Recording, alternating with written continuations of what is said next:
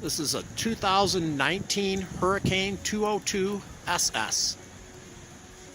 Boat only has 45.5 hours. It's in really good shape, as you can see.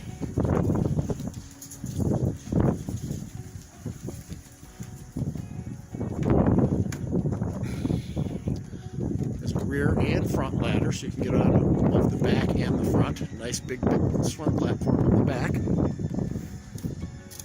Going up in the boat, you can see it has entry on the starboard side. Boat has marine mat flooring. The extra new mat is being replaced in the back. You can see the seats. Really nice setup. There's a nice Polk audio system in the boat. Again, 45.5 hours. Nice ski locker. Really roomy front, so for a 20-foot boat, you have a lot of seating space. And then when you're enjoying the beach, you can go off the front or the back platform. Really nice boat.